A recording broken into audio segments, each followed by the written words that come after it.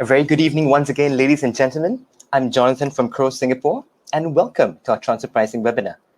Our presenter this evening, Dr. Samya Rajan, will be providing us with guidance on the current transfer pricing challenges amidst the impact of the present pandemic.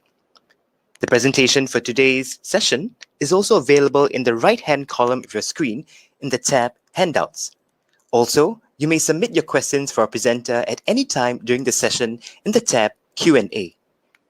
Dr. Samya will endeavor to answer your questions at our Q&A segment towards the end of today's session.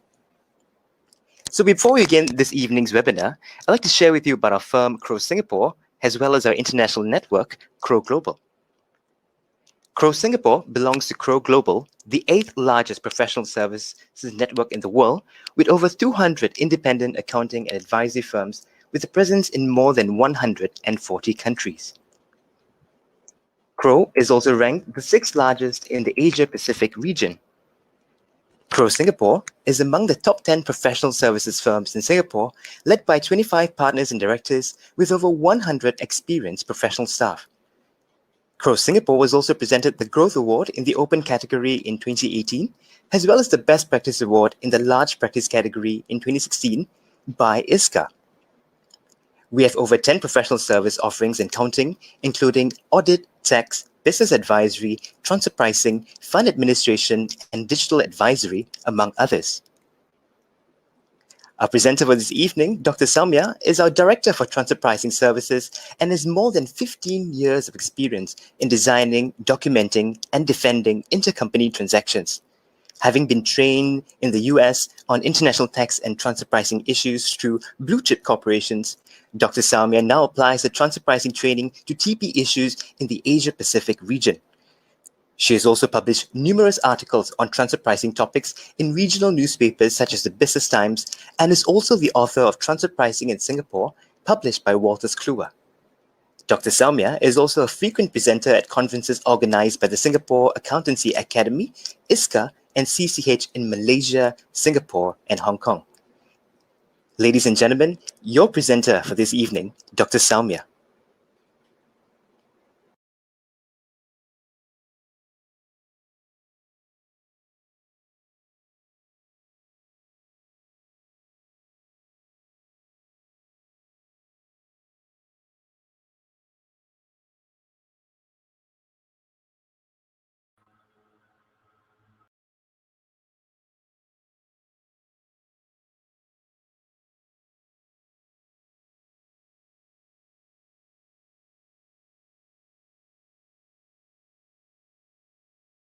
I was just trying to navigate through, the various buttons that I had to go through. Thank you all for joining me today. I know it's Friday evening, and I really appreciate that you are willing to spend your time with us for the next hour. And in terms of what we're going to be discussing today, I'd like to start off with kind of an overview of where we are seeing the impact of COVID-19 from a business and operational perspective. We will then link it back to transfer pricing matters. Where do we see changes from a transfer pricing front? Where do we see changes in transfer prices? What sort of responses are we seeing from our clients? And we'll finally conclude the discussion for today with a quick update of what's been happening and just some key pointers, right? Because now we are into the third quarter of this year, and we've got the tax deadline coming up and transfer pricing documentation deadlines coming up as well. So, in terms of what we would need to be prepared to get our transfer pricing documentation done in an appropriate manner, as well as how are we going to look at how the 2020 audited financial statements, how are we going to look at the financial results of the various companies and the impact of COVID-19 as well. We'll touch upon all of these topics during the next 1 hour, okay? Before we actually get into the details of where we are seeing the impact around COVID-19, I think the economic impact of COVID-19, it is well documented.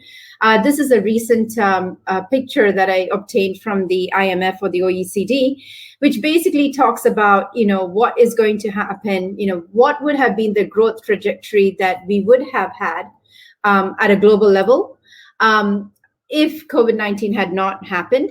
And secondly, if we had a single hit scenario, which is that there is just one single wave rather than a second wave situation. So what would the growth trajectory have been? And that's what the purple line kind of talks about.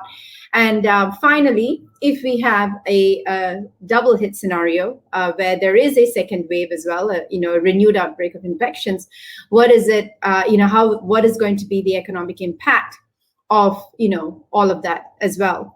I'm sure you guys have been looking at the news. You know that the US continues every day coming up with new record highs. Overnight, it was 77,000 infections. You know that Australia in Victoria, the Victoria state has shut down because they're experiencing the second wave. There's also talk that Hong Kong has also has gone into a lockdown.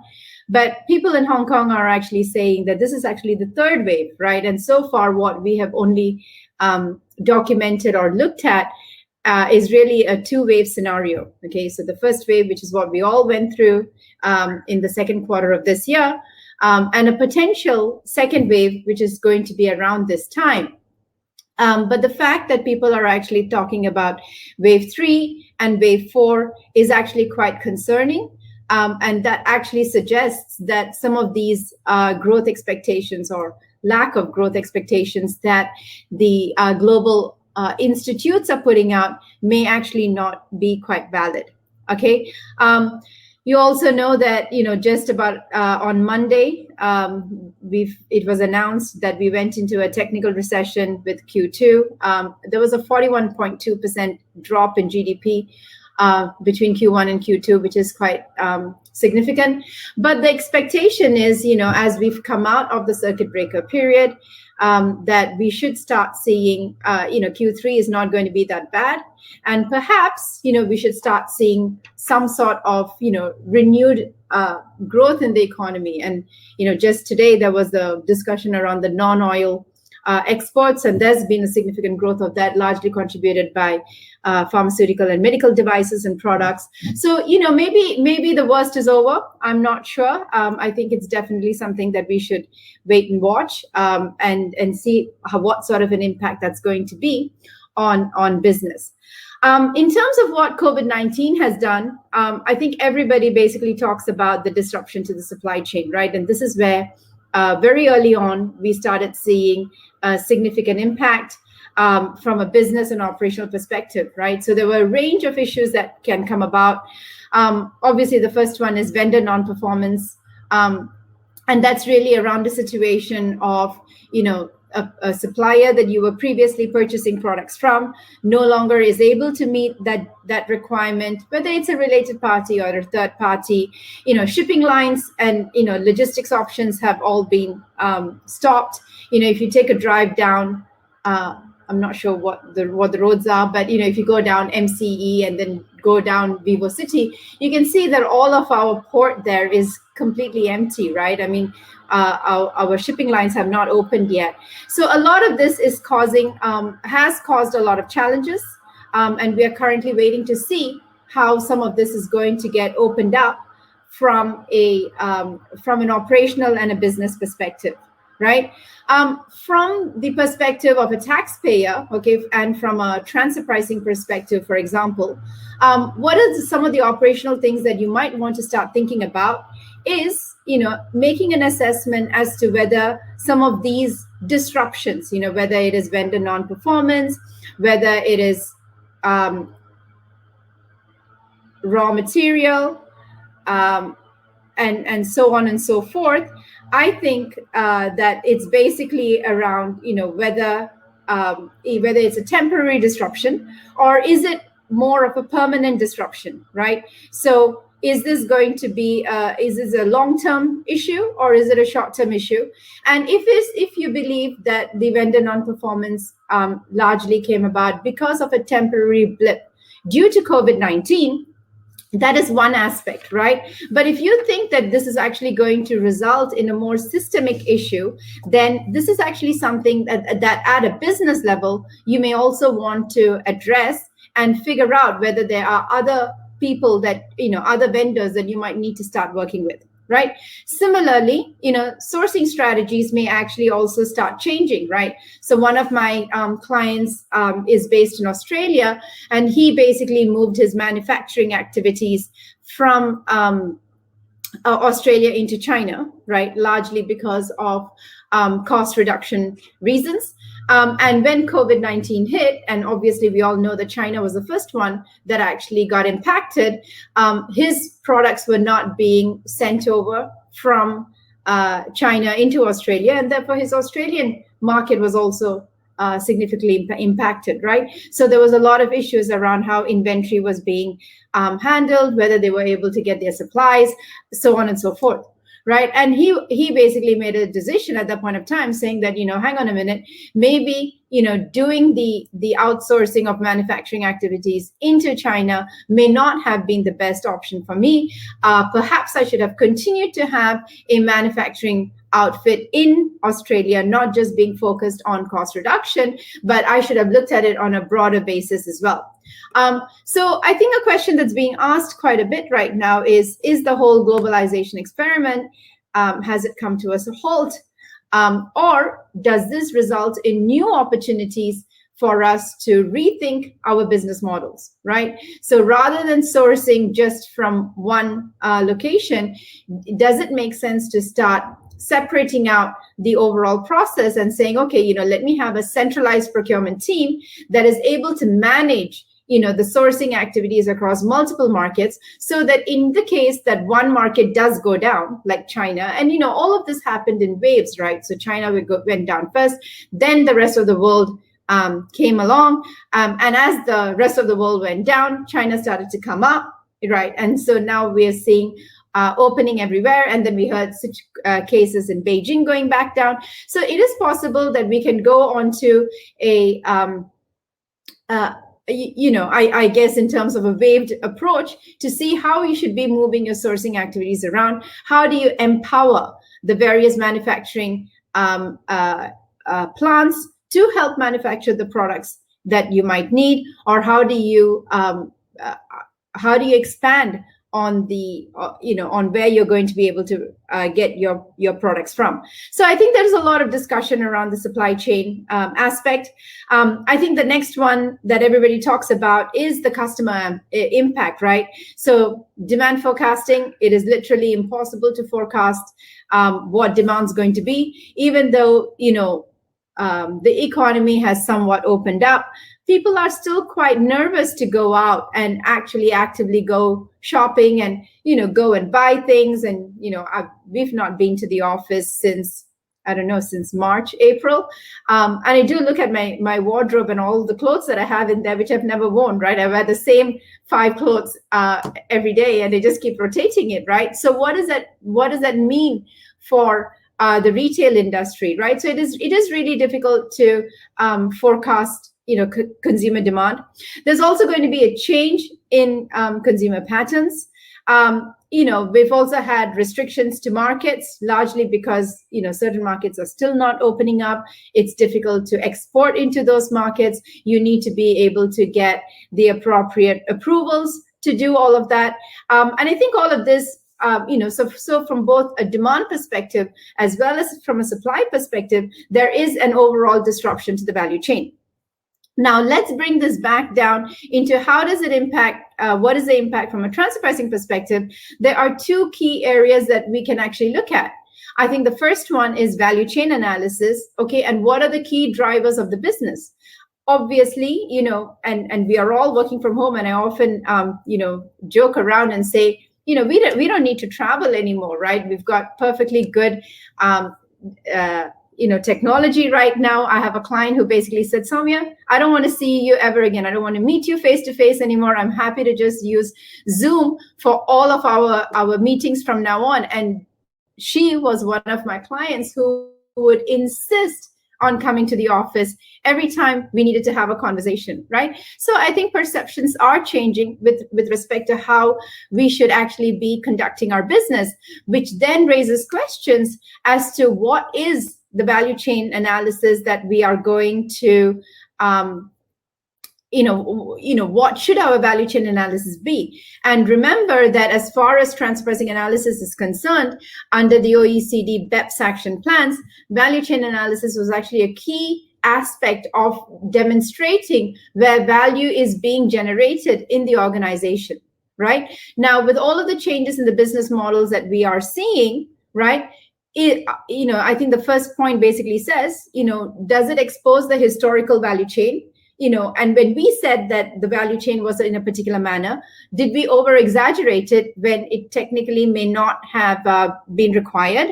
And, on a going forward basis, is this something that we need to also think about, right? I think we also need to evaluate the changes from a transfer pricing perspective, okay, on how COVID-19 is being looked at and how tax authorities are actually going to perceive it as well. And again, this is something that we will come back to in the later part of these slides. The other big one is risks, right? So we've had a particular formula as far as risks are concerned.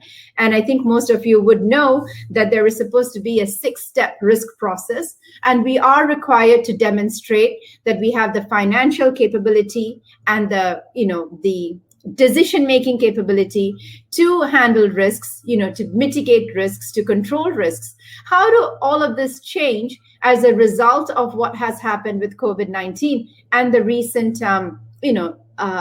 business and operational challenges that companies are currently facing? Related to all of that, okay, is going to be the people and the management impact as well, right? Everybody is working remote.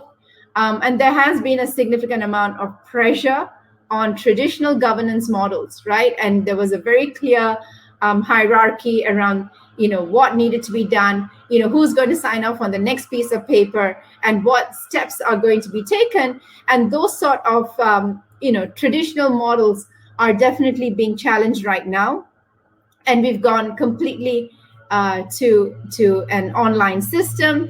We've also got people moving back home, right? Which therefore means that, key decision makers are relocating. And associated with that, the OECD has provided guidance on how permanent establishments should be looked at, particularly as key decision makers move back, right? Does not mean that you're creating a permanent establishment issue. I'm very sorry if it's noisy. I've got somebody coming in our condo doing the dengue fumigation, right? So I do apologize if there's a little bit of a background noise. So, at this point, I think it'll be good to go to the first polling question. It also gets the noise away from me. So Jonathan, yeah, thank you.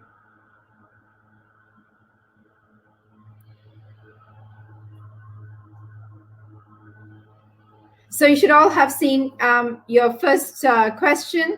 So let's look at, I'm still waiting for responses, but basically the question is, I'd like to understand from you all, where do you see the biggest impact of COVID-19 on your businesses, right? And I think we are still waiting for people to put in their responses, and I think I'll give you guys a 30-second to do so.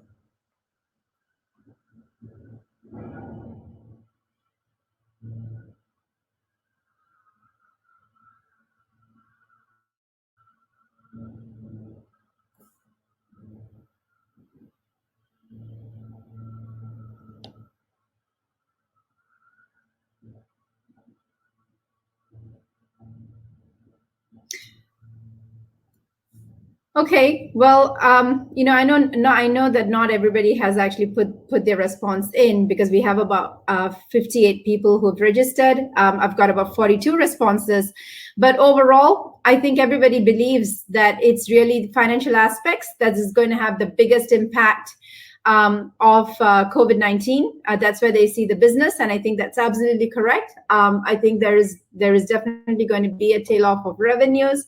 and potentially a fall in operating margins. And I don't know if you saw the story in the Straits Times today. The founder of Bakute, he's saying that he's only got 2 more months, otherwise he's got to close his doors, and he's been around for nearly 50 years in Singapore, right? I think that's a big deal. It's very interesting that the next biggest thing that people are worried about is actually people and productivity, right? That's where they see the next biggest impact. And I think that is really, really valid.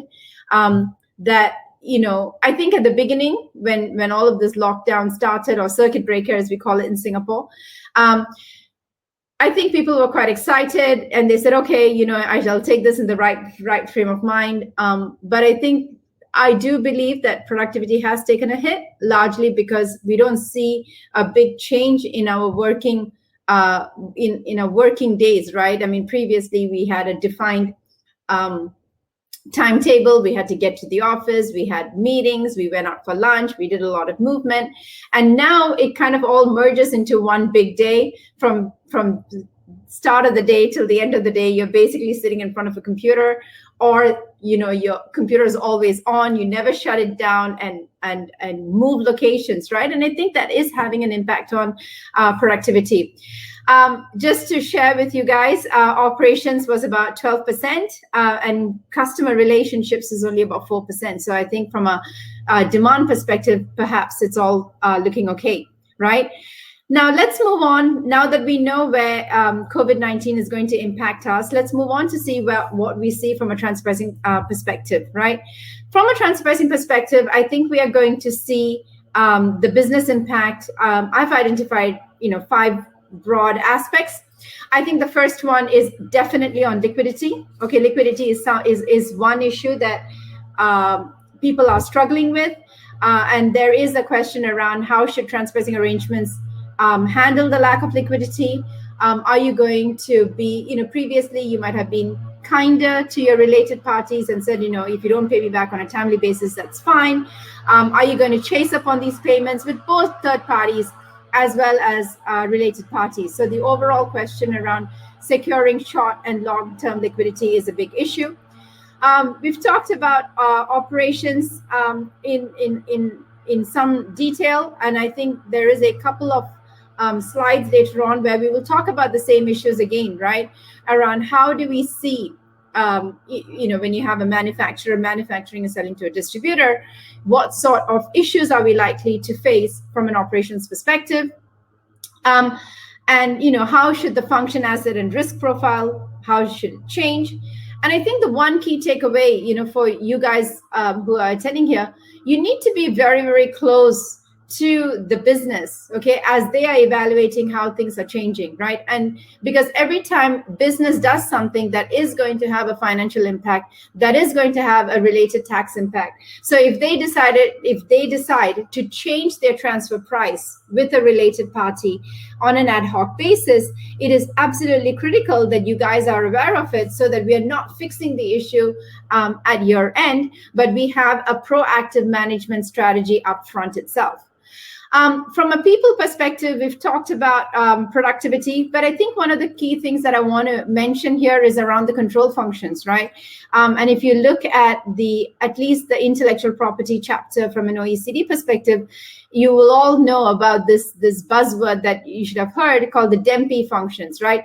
So in terms of development, enhancement, maintenance, protection, and exploitation. So where are these activities being undertaken with respect to intellectual property? And similarly, if you look at something else like management fees, or with respect to decision making, where are all of these control functions being undertaken, and how do you bear the risks, or how do you manage the risks associated with those sort of activities as well? From a transfer pricing policy perspective, right? I don't know how many of you actually actively manage your transfer prices. I mean, if we've been working together, you will know that I always say at the beginning of the year, you're supposed to look at what should your transfer prices be, depending on what you expect is going to happen in the marketplace, and based on that, you should set your transfer prices. Obviously, you could not have predicted COVID-19, okay, even though everybody says that COVID-19 technically started last year in December. The world only woke up to it, possibly in February of this year. By that time, you've already established your transfer prices, and most budgets actually happen, at the end of the previous financial year in any case. And so your budget's already there, your transfer prices have already been set.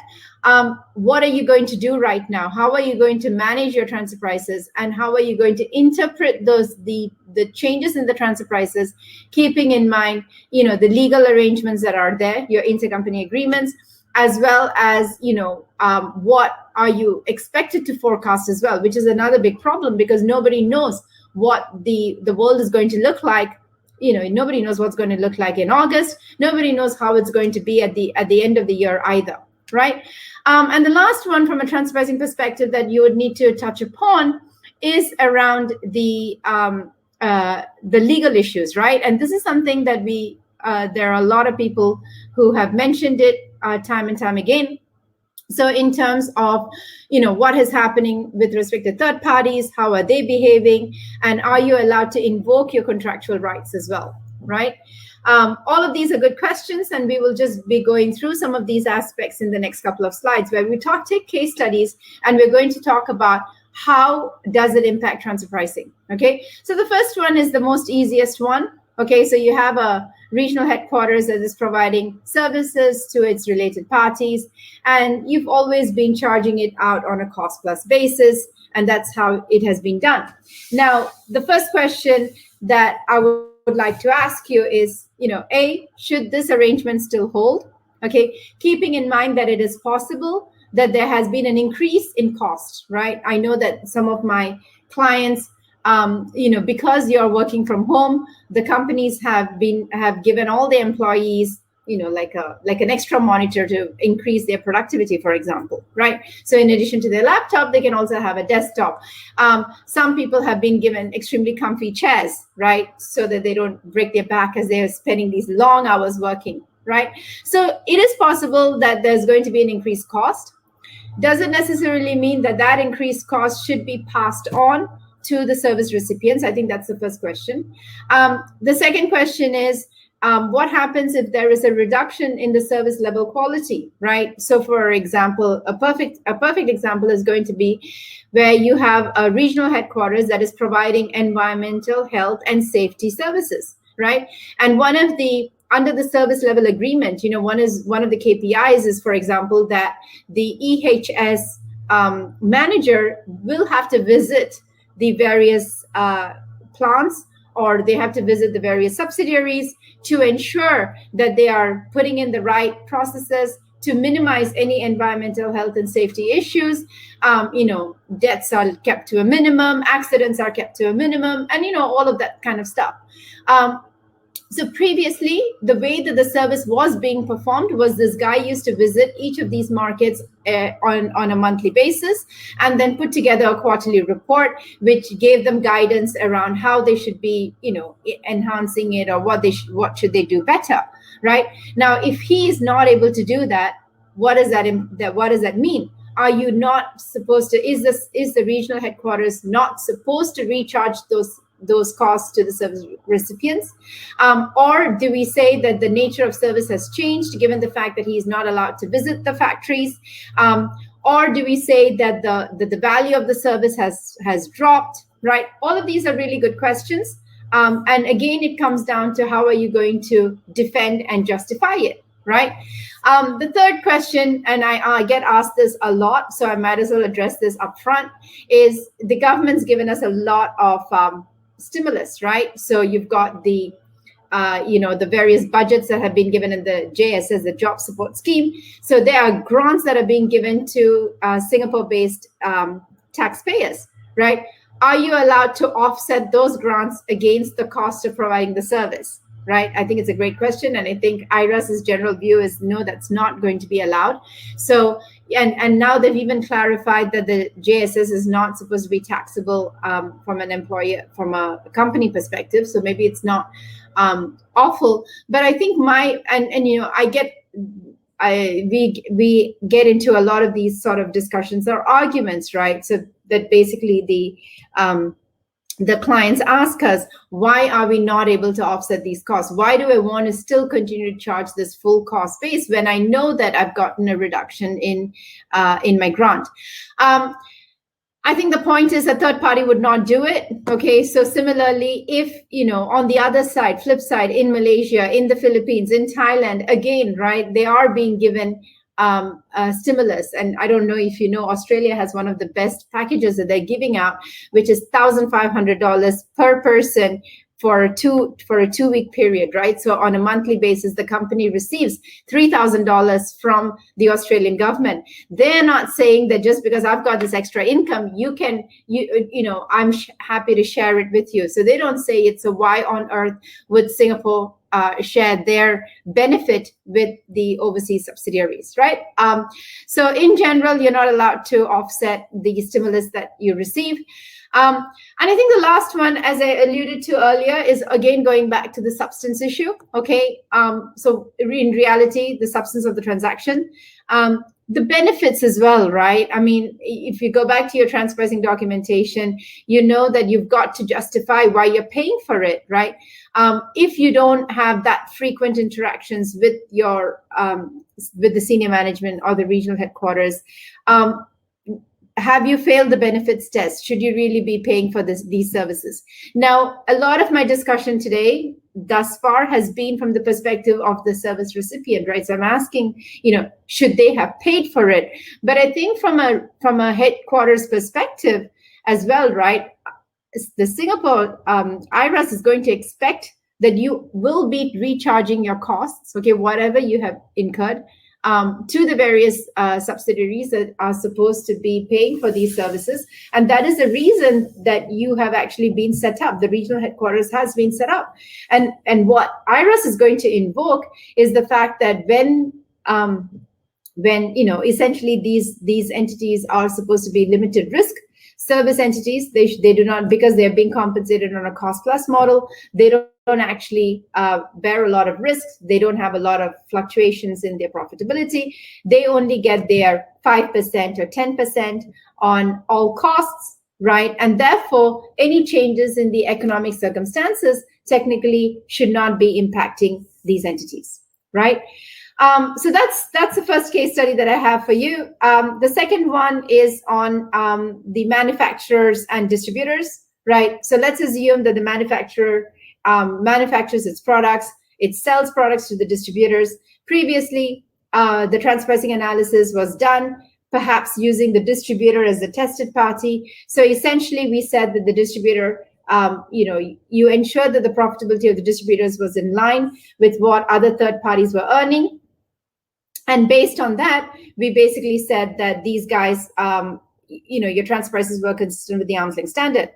Does this actually make sense, right? And in general, if you are the tested party, I'm sure you all know, from a Singapore perspective, we are not allowed to incur losses, right? And from a benchmarking perspective, loss makers are not supposed to be included. So how are you going to justify if there's been a tail off in your profitability, right?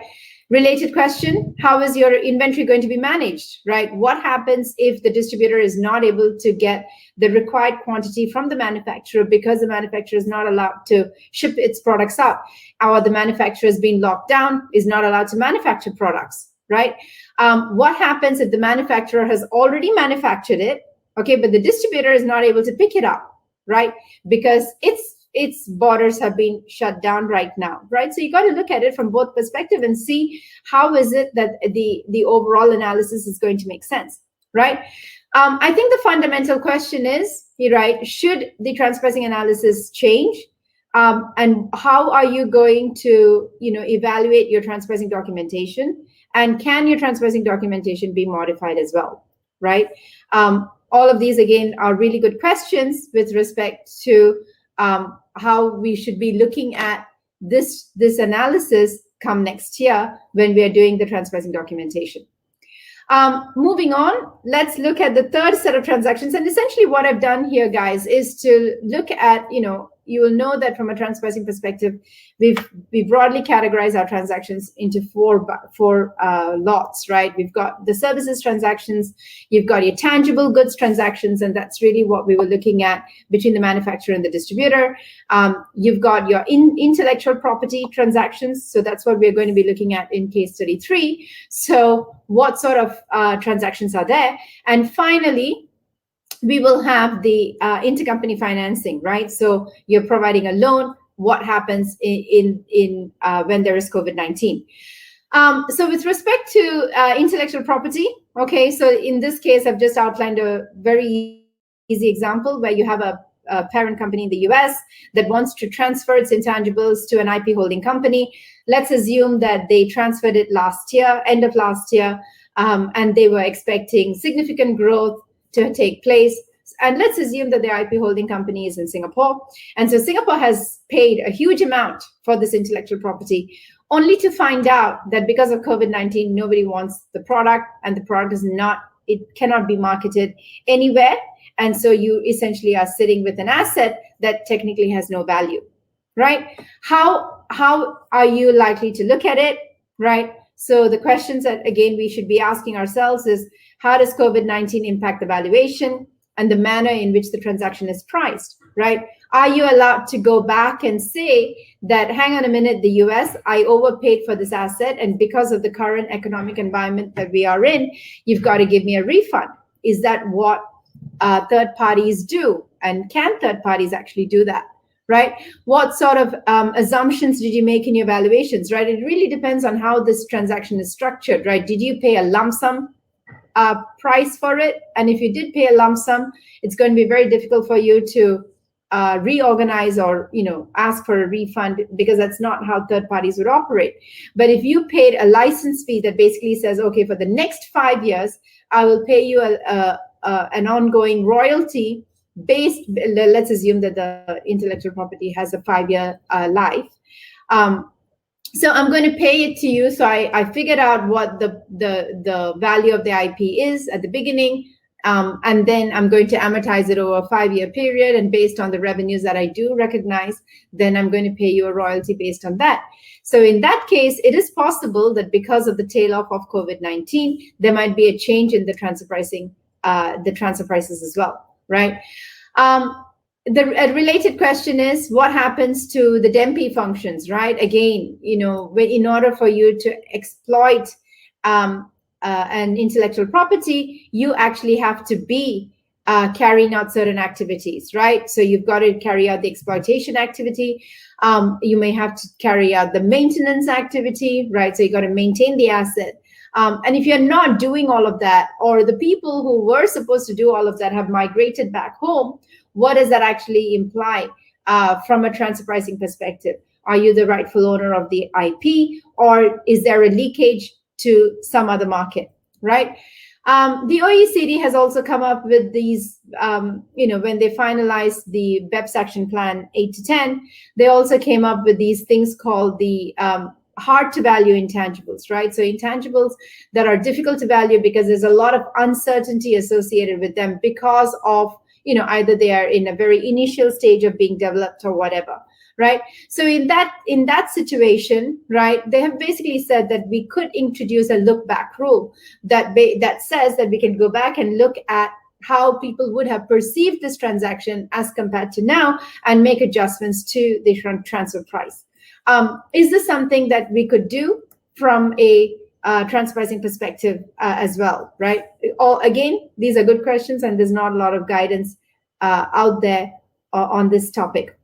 Now let's move on to case study 4, which is on intercompany loans. So I have asked here, okay, so how does COVID-19 impact the pricing of intercompany loans? I think it's really, really uncertain, and put in there the fact that as far as flexible loans were concerned, or floating rate loans were concerned, they were really based on the LIBOR. And you all know that as come next year, LIBOR as a concept is going to go away, right? So not only are we dealing with COVID-19 issues, we're also trying to come up with this new standard around how we've got to benchmark our intercompany loans. Interest rates are going down. So, are we likely to see, should we start modifying our loans to bring down the interest rates? I think that is a question that you should be asking yourself. At the same time, got to look at and see what your agreements say. Are they open-ended agreements? To be honest, I tried to refinance my mortgage and I got turned down because I had not been locked in for enough of a time period, right? So is there anything like that with your related parties that you need to adhere to is another question. You will note that in February of this year, the OECD came up with the OECD transparency guidance on financial transactions. So they finally finalized it. And there is a lot of information there around how your intercompany loans should be looked at. The guidance is largely consistent with what IRAS already has from a Singapore perspective, so that's good news for us. The only thing is that the OECD has expanded on the range of instruments that they're commenting on. So whereas from a Singapore perspective, we've only got intercompany loans, they also talk about hedging, captive insurance, cash pools, the treasury function, guarantees, so on and so forth, right? So there's a lot more discussion in there. But essentially, from given that there's not a lot of difference from a Singapore perspective, I think we are okay. But some of the other questions that you will want to ask yourself is, how creditworthy is the borrower going to be? Especially, that the revenues are going down, profitability is dropping, which then raises question as to whether creditworthiness can go down. It is possible. So does that mean that interest rates are going to go up in a situation where interest rates are going down? Does that kind of make sense? The other question is that, if you have cash in a situation where cash is very precious, there is a concept that people are asking, should you be charging a premium for the fact that you are one of the few in the group that actually has cash available, and you are able to make these funds available to a borrower? And if so, then should you be charging an extra amount, an extra premium to your transactions, right, for your intercompany transactions? So I've just gone through the various examples that I have seen with respect to my clients. And I think at this point, we could go to our next two polling questions, please.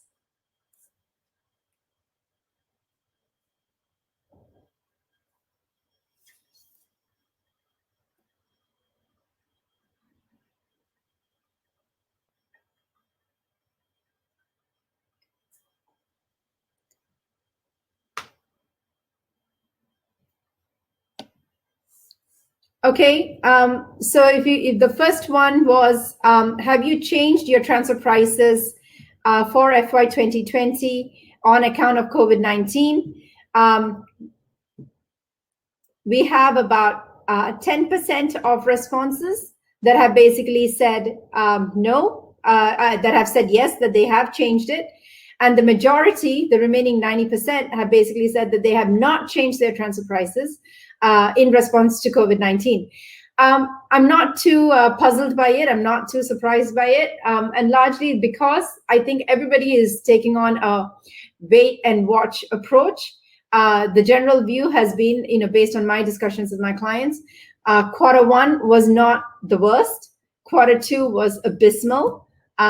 But they believe that quarter three, quarter four could come back, right? So perhaps, everybody's just waiting to see what is going to happen. So can we go on to the next polling question, Jonathan?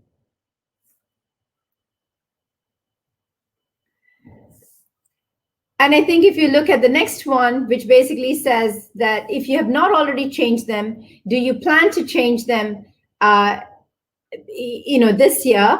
And I think it's going to be interesting to see whether my hypothesis holds true.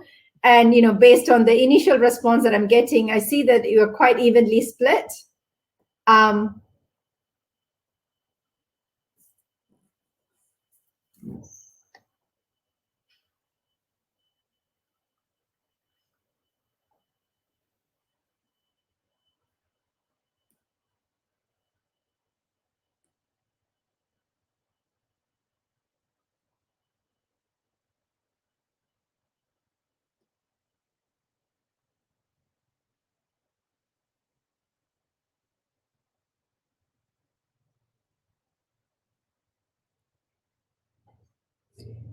So what we have here is about 64% have said no, they will not be changing them this year. The remaining 36% have basically said that yes, they will be changing them, or they plan to change them, perhaps, right?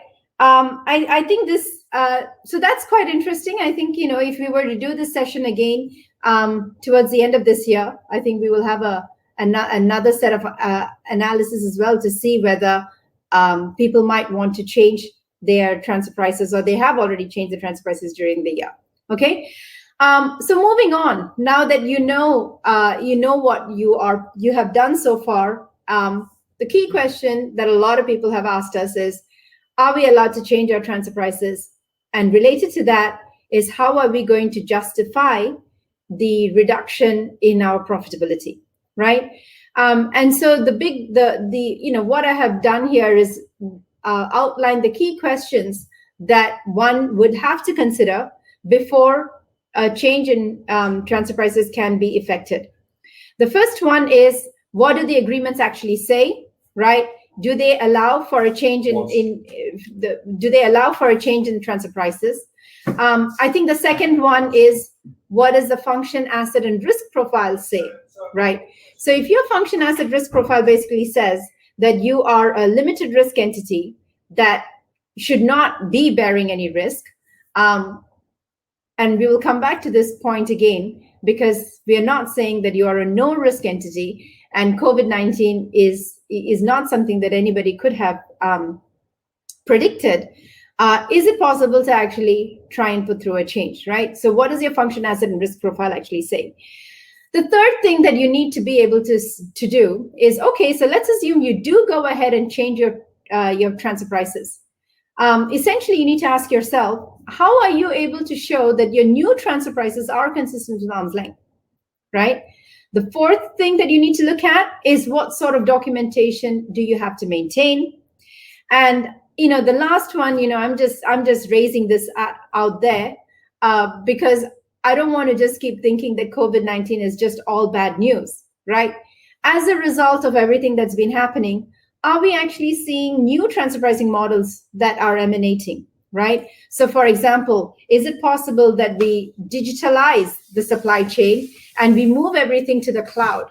And if we start doing that, then, are there new transactions that are are starting to emanate in the group, right? So for example, we start doing online sales rather than physical store sales, right? So therefore, you're going to have a new set of functions, assets, and risks that are going to start coming in. New entities having new functionality, right? So keeping all of that in mind, do we need to realign the value creation along the enterprise's supply chain as well, right? So let's take a look at each one of these questions in the next couple of slides.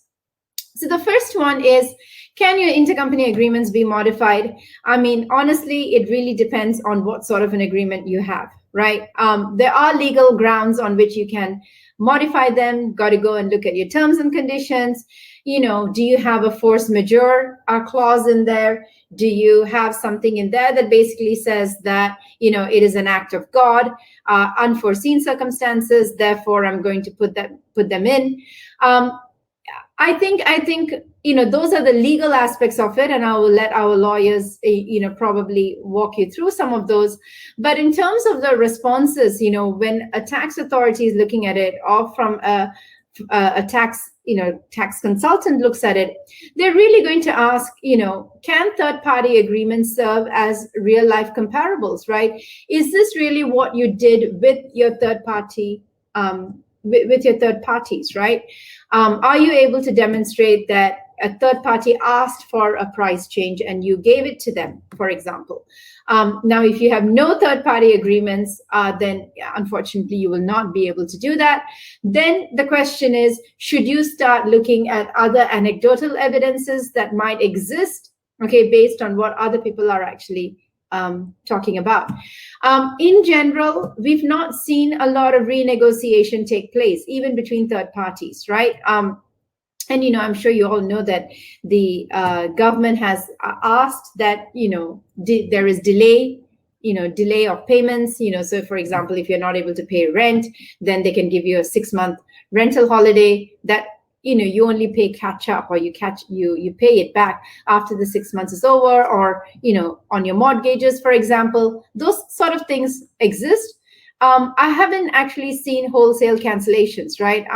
Just recently I heard about somebody saying that they were not going to proceed with a contract, and they were trying to discuss whether they could pick up the products at a later date rather than canceling the contract in its entirety, right? You might also need to look at the agreements in the light of the new operational reality, okay? You've got to document the analysis and the reasoning around why you want to, modify or amend the agreements, and then if possible, go ahead and amend it, right? Now, I think one of the biggest questions that we are facing right now is we've got a lot of clients that actually have a very, very simple agreement, which is a one-pager. It basically says, I provide services to you and you will pay me when I invoice you, right? Or many of them don't even have such an agreement in place, right? So you've got lots of stuff there without agreements.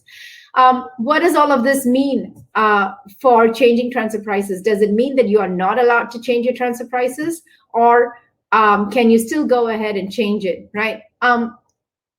The jury is out on this one.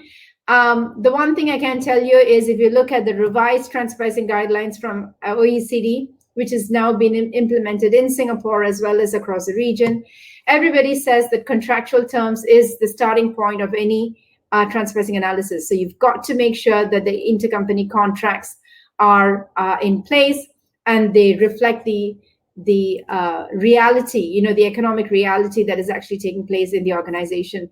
So if you've got no agreements at all, then that's going to be a little bit of an issue with respect to modifications, right? So you might want to think about that. It is possible that you might have had a gentleman's agreement and there was always this intention to do it, in which case, again, I think the documentation is going to be quite critical. Moving on, I think that the question that I asked you the last time, okay, rather than let's looking at the function, asset, and risk profile, let's move on to see, how do you demonstrate whether your transfer prices are consistent with arm's length.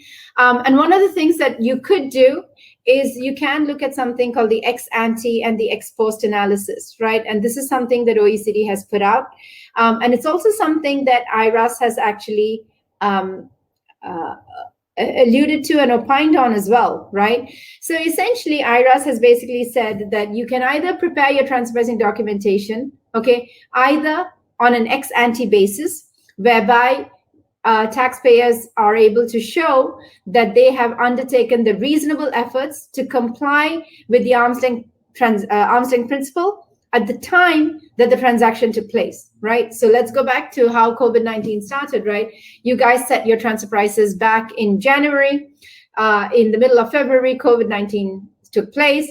From April onwards, it's been disaster, right? So if you did a transfer pricing analysis, okay, and you did your proper budgeting and all of that, okay, you can go back and say that when you did your, at the start of the year, as you were going to start undertaking your transactions, you were able to show that your transactions do meet the arm's length standard. Provided you did the required analysis, you then came up with how to price your transactions and figured it all of that out. In addition, IRAS has also said that they would also accept transfer pricing documentation and analysis on an ex post basis, right? Which basically means that you are testing the actual outcome of your transactions after the event, right? So once your financial year has closed, you then look at your results, okay, your profitability, and then you test the transactions. Now, in general, and you will know this, tax authorities typically do prefer an ex post analysis because you're actually testing the actual profitability. And, they can come back at you and say that if the profitability does not make sense and you're outside the arm's length range because your comparables do not have the right level of profit, then they can try and make an adjustment. So that's really what I'm alluding to right at the end, where I basically say that where an ex post analysis may not provide supportive results, particularly if you end the year in a loss, then you might really need to look at your an ex-ante analysis. And even if you haven't done one at the beginning of the year, doing one right now to ensure that it's all going to be in line is actually going to be highly recommended, to at least try and demonstrate to tax authorities that you've tried to meet the arm's length standard, and whatever happened really happened because of unforeseen circumstances. Okay, and that's really what COVID-19 is all about.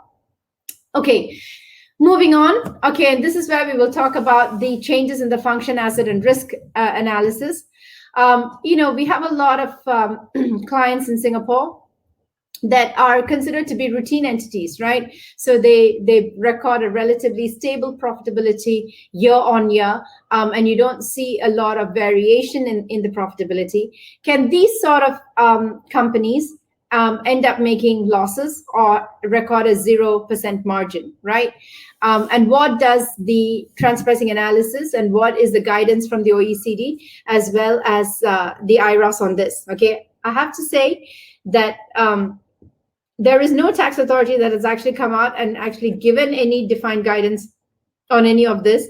The only one that has actually said something is Australia. And Australia basically says that make sure your documentation is tight, make sure you have good justification for what you're doing. But they've really not come out and said, I will either accept it, I will not accept it. They've not said anything like that.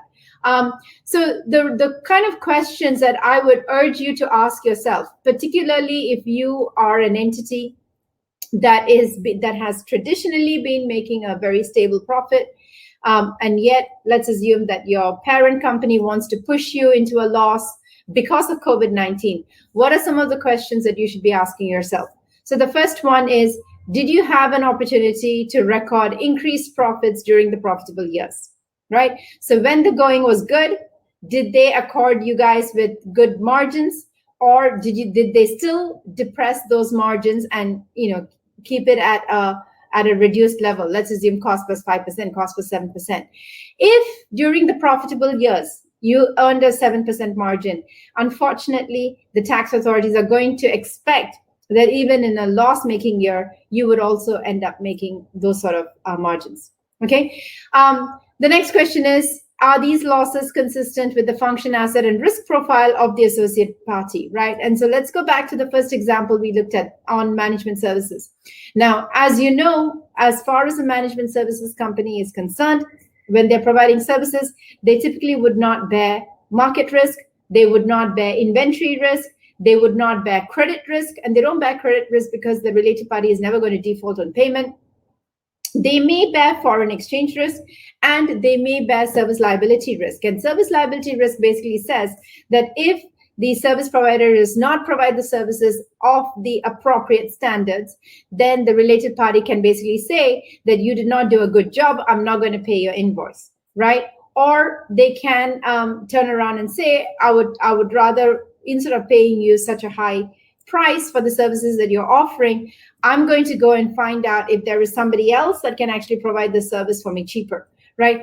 Now, these kind of things don't necessarily happen, okay, when you have a related party situation, but there is a possibility that it could happen, and the agreements are worded such that if there is a lack of personnel, okay, in the services organization, then the service recipient can actually go back and say, I'm not going to pay for these services. So essentially, the question I'm going to ask is, are we able to link back the reason for the losses to the risks that we are bearing as an entity, right? And if we are able to do so, then I think it could be possible that you end up booking a loss. Similarly, right, is there a justified commercial reason that will allow the Singapore taxpayer, let's assume that you're the one we're talking about, to record a reduced level of profit as compared to prior years in the current environment?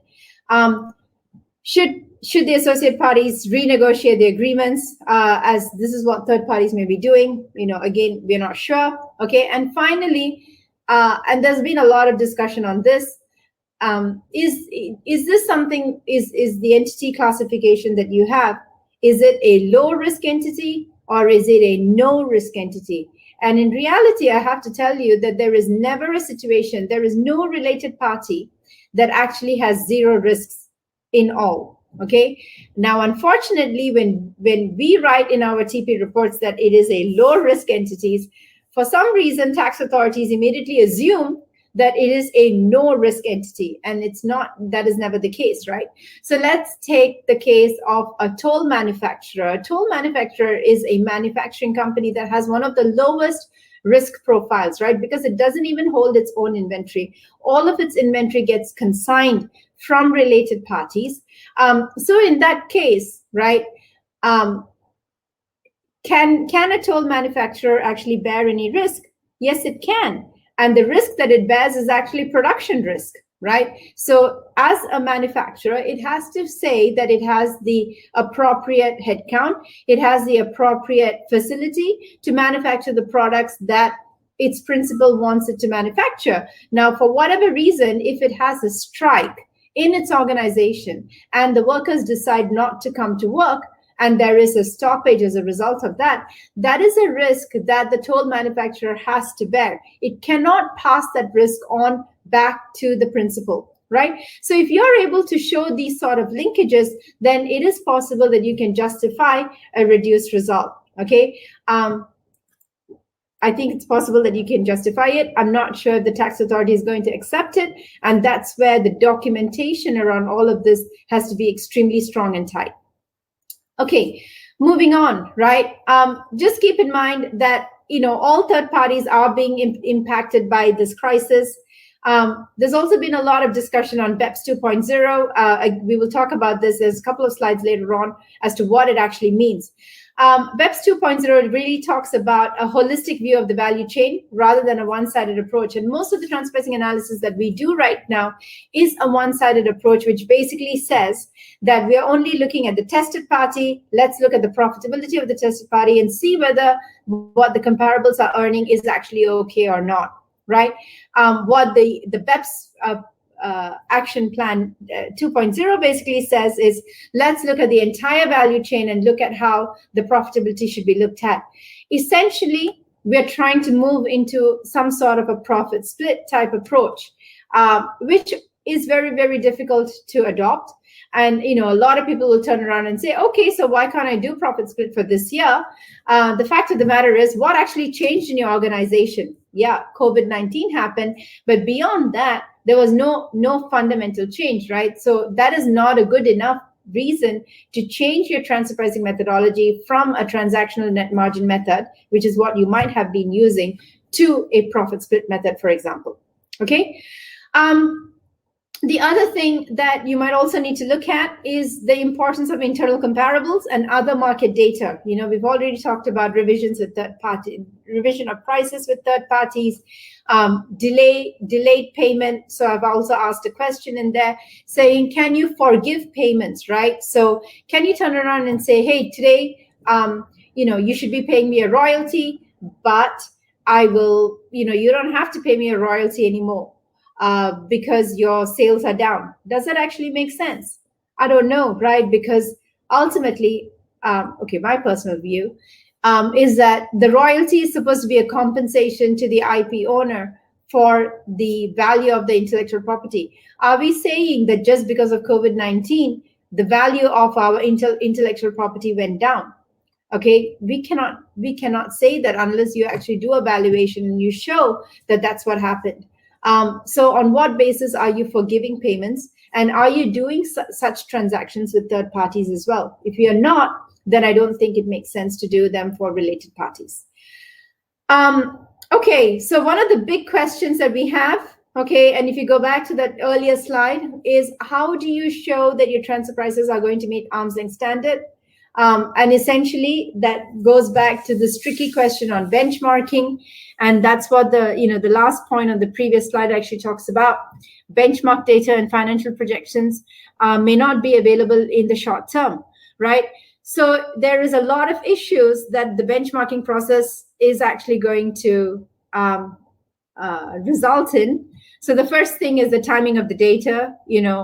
Typically you will all know, if you've worked with us, that if you want to do a transfer pricing documentation, now we're doing 2019 TP reports. the best data that we can get as of today is actually 2018. Previously, when we were doing 2019 TP reports, we could have gotten 2018 data because in most cases, especially if you are a 31st December year-end company, these companies would have filed their audited reports by March, for example. They would have then been made available in the equivalent of ACRA, and then they would have been made available to the database provider about July, August. Now, we all know that all the authorities have given extensions, right, for filing deadlines. And so I think, I don't know whether Singapore is going to extend its corporate tax filing deadline, but for example, Malaysia, I know that they have extended it to maybe October, right? So if that is the case, there is, we've got clients that are even now, previously, who have always, finalized their audited reports by March or April, still have not been able to finalize their reports as of July, right? And so essentially, if I was to do a benchmarking analysis right now, the best data that I am going to actually get is actually going to be data from 2018. I'm not even going to be able to get 2019 data, and therefore it's not going to be reflective of the current economic downturn, right? And even if the 2020 data is available, so let's assume that next year in November, we are doing our transfer pricing analysis and we want to look for 2020 data to help justify the abysmal profits that we have recorded, given that we are the tested party. I don't think it's going to be fully representative either, because a lot of the companies that we were previously looking at may have actually gone bankrupt and may not be as part of the comparable set either. Okay, so what are some of the things that we can do? Other strategies that we can adopt? Okay, definitely looking at ex-ante analysis. Okay, looking at what was the budgeted transfer price and does that make sense? I think the second one is, let's look at how the profitability of the transactions has been looked at in prior years. Okay, what I'm actually saying here is, let's assume that in 2018, if there was $100 of profit, okay, maybe the manufacturer took $80 of the profit and the Singapore taxpayer took $20 of the profit. Now, if we are saying that in 2020, we've actually ended up in a loss, and let's assume there is a $5 loss, then the manufacturer should take 80% of that, whereas we should only take 20%. So is there any way, we're not really looking at a profit split per se, we're still trying to do the same sort of analysis that we are trying to do, but we are looking back at historical division of profits to see whether we can use that to mirror the 2020 data, given that we do not have comparable data out there. The other question, one of the things that we have started doing is to go back and looking at the data from 2008, 2009, when the global financial crisis happened, and see whether we are able to approximate what was a reduction in profitability and a reduction in revenues, right? And trying to see whether we can look at some of that data and link it back into the 2020 year. Honestly, all of this is really very subjective, and what we're trying to do is to put our best case forward to show that we are not trying to manage our transfer prices. We are not trying to, move things around, because we're actually trying to be good taxpayers. Okay. Before we move on to practical suggestions, I think we can go on to our final polling question. Okay, now that I've given you a range of questions,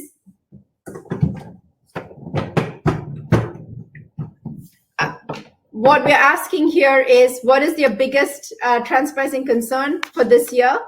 And what do you think? And let's look at the responses that we have. We're still waiting for people to respond.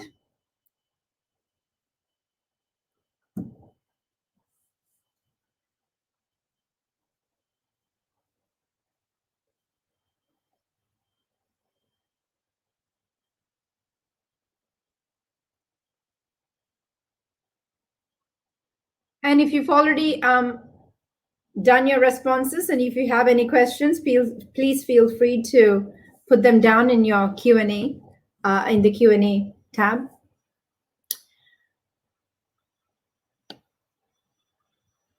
Well, so far the responses look quite interesting, actually. Let's give it another couple of seconds. Okay, numbers seems to have somewhat stabilized. Okay, so what we are seeing is, I think most people are worried about transfer pricing documentation, spot on, and that number is actually 44%. 33% of responses basically said that it was the inability to determine how to price the related party transactions. And I think the rest of them, 11% said it was inability to charge the agreed upon prices, which is quite interesting. And 8% only said that they would allow limited risk entities to bear losses.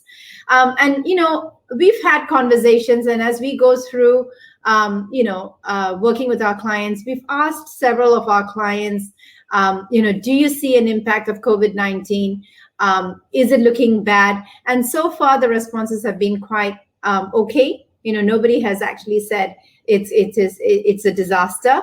Some of our clients, especially the ones that are operating toll manufacturers, we've asked them, are you changing your transfer prices? Do you need any support in that? And they said, no, we will not change our transfer prices because we are considered to be a limited risk entity. So we would rather, continue doing our cost plus 5% rather than reduce it and have an assessment coming in later on.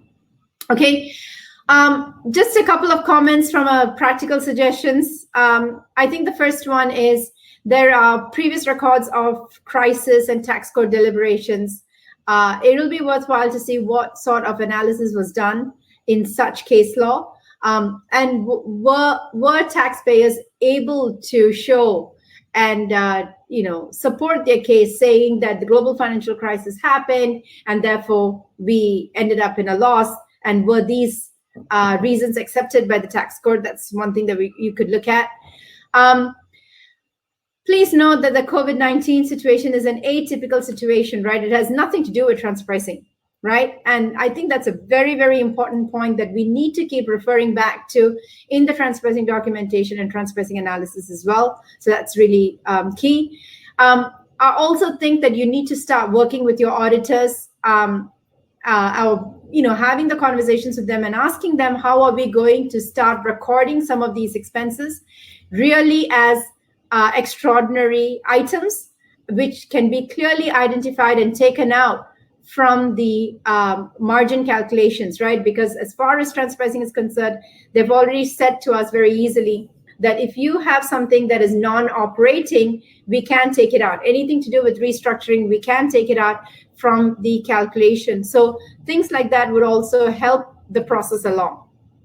I think finally, okay, you definitely need to have ongoing transfer pricing analysis. I actually recommend to my clients to do this on a quarterly basis. Every quarter, assess the impact of COVID-19 on the financial statements, have the analysis put forth, right? And everybody talks about lockdown and circuit breakers, but yet businesses has continued, right? So what exactly was that impact of that circuit breaker would be quite useful. If you are already getting the attention from the tax office, really think about how you're going to make the best out of it. Do you want to approach them and ask them for some additional input or guidance on COVID-19? IRS is actually quite helpful, and they are quite open to sharing their views on these sort of things. So that's definitely one. If you've already had a transfer pricing dispute, or you have already agreed on a transfer pricing aspect with the tax office, for example, in an APA, or for example, then how are you going to look at that, and how are you going to implement that on a going forward basis? That's another thing that you need to think about. Tax authorities also like consistency. So ensure that whatever you are doing in your individual company is consistent across the group. This is particularly important because under transfer pricing documentation, we've got master file as well as local file, right? And so the master file should be talking about some of these issues that hopefully will get reflected in the local file as well. So that's really, really important, the global consistency. And that is something that tax authorities actually look out for as well. Okay, so let's talk about some recent developments. I think the first one that I wanted to touch upon is really around BEPS 2.0. I'm sure most of you know what BEPS is. BEPS was actually finalized in 2016, and that was actually known as 1.0. And it was basically the 15 action plans, out of which the one that has impacted us significantly is actually Action Plan 13, which is on transfer pricing documentation. Now, one of those action plans on digital economy was not fully completed during that time because there was a lot of uncertainty associated with it, and that was really around the digital economy. And the OECD basically felt that they did not have enough to formulate a position on it.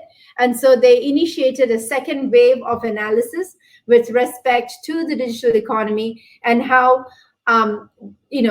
companies operating the digital space or highly digitalized companies should be evaluated. And as a result of BEPS 2.0, out came BEPS 2.0, which basically talks about two aspects.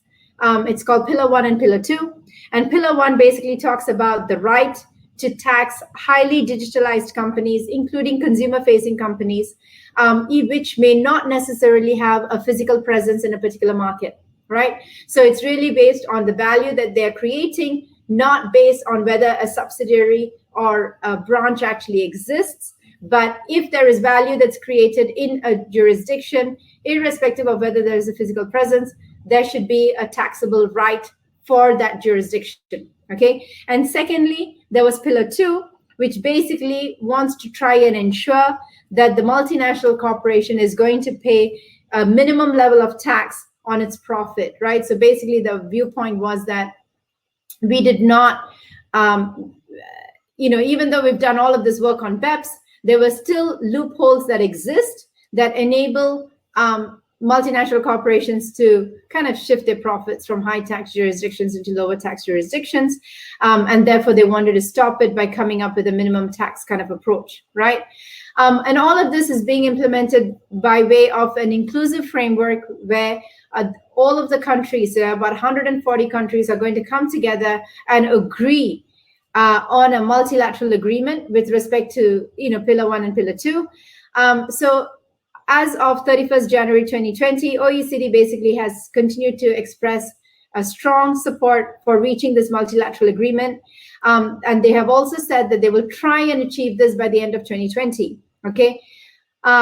During the COVID-19 period in March 2020, in response to the COVID-19 pandemic, OECD said that they were continuing to address the tax challenges that were coming about through the digitalization of the economy, and they're still hoping to do something. And they were hoping to have a meeting on the 1st and 2nd of July, which did not happen, and that meeting has been pushed to October 2020. So I don't think we are actually going to see a defined outcome coming out of OECD with respect to BEPS 2.0. So this is definitely something that we still are going to wait and watch. So what exactly are we going to see as a result of all of these, right? I think the first one is, the jury is out on this one. Either it's going to have a dampening impact, okay, or it might enhance the impact of Pillar 1, right? So, because there's going to be a revenue and profitability decline, it is possible that from a timing perspective that the OECD is not going to be able to implement it in a timely fashion. So that's going to be one aspect. At the same time, because of COVID-19, we are seeing an increase in digitalization, right? And that's exactly what Pillar 1 actually talks about, right? So we are also seeing increased revenues in the medical and biosciences spaces, and therefore countries are going to want to push for Pillar 1 implementation, which basically enables them to attack, activities that are being done in their markets, irrespective of whether there is a physical presence or not, because they are going to try and make up for lost tax revenues. Okay, that's number one. Number two, the extent of the stimulus packages that have been given out, at least across the Asia Pacific region, right? Some countries have given up to 20% of GDP. And Singapore is one of them, right? Very, very generous. They've got to make it up some way or some shape or form, right? So there has to be an increase in tax revenues as well. So, the jury is out on this one as to how it's going to happen, whether we're going to have a very quick implementation of Pillar 1, which will come through in October 2020, or is it going to dampen the overall impact? And definitely that's something that we can come back to, hopefully in our next webinar, which we can do in Q3, where I would like to go back and redo these polling questions and do a comparison between what was done today, with respect to 1 quarter later. Okay, just a couple more things that I would like you to take away. Do remember that you are required to continue to maintain contemporaneous annual transfer pricing documentation.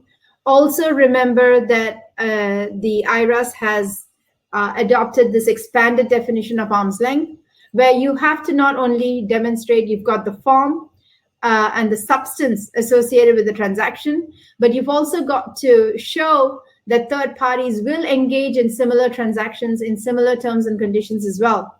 So going back to our case studies, right? If we are seeing a deviation in the behavior of third parties, okay, then what should we do from a related party perspective as well is something that we need to really keep thinking about all the time, okay? Also keep in mind that this is going to be the second year of transfer pricing documentation, the second year of Section 34F implementation, right? FY 2019.